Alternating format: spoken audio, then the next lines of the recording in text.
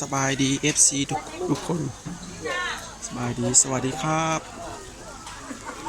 FC ทุกคนมื้อนี้บ่าวกลัวหวังพาพี่น้องมาเที่ยวตลาดหลักซาวเด้อตลาดหลักซาวเมืองคำเกิดแขวงบริคำไซเนาะอันนี้เป็นตลาดอาหารสดตลาดสดนี่จะเป็นปลาพื้นบ้านปลาลาดเนาะพี่น้องเนาะปลาลาดนี่ก็แมงดาพี่น้องเลยแมงดานี่หน่อไม้เนาะหน่อไม้ธรรมศาสตร์นี่ก็ตัวหอยยังพี่น้องนี่จุบเนาะตัวต่อนี่เนาะโลเท่าไรพี่น้องต่อนี่350,000เนาะพี่น้องเนาะเดี๋ยวแซ่บเนาะ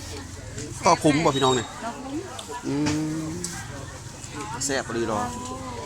ต่อคุ้มสบายดีไหมคะไกด์บ่จากบ้านมาตลาดนี้ไหมคะไกด์จากกิโล3 ทีเนาะขายแล้วก็กลับไปบ้านเนาะเจ้า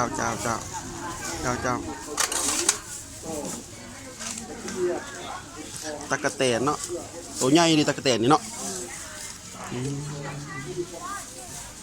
ตัวโตเนาะพี่น้องเอ้ยแต่แซ่บแท้อาหารเลิศของเราเลยนี่ตัวกระทางเนาะทางใหญ่เลย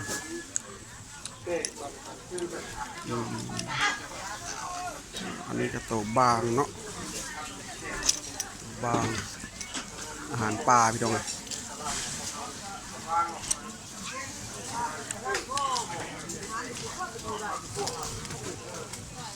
เผือกอันนี้นางเพิ่งแล้วพี่น้องเด้อนางเพิ่งเนาะพี่น้องเนาะเอาไปแล้วพี่น้องเลยเอาเมื่อกี้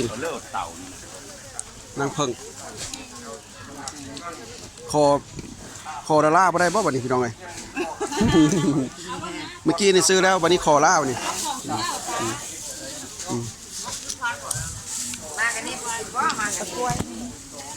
โอ้มากยังนะน้องมาเว้นเอาแม่ไปซิมนะ เอามาให้ซิมเลยลูกพี่น้องมากกินโอ้เดี๋ยวมีมือจับกัน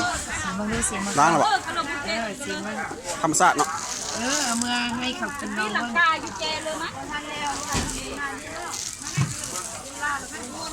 โอ้ยเอี้ยนอันนี้ก็ไปเมื่อไรเด็กเจ้าของสนิทไปก็เลยเมื่อมากกิน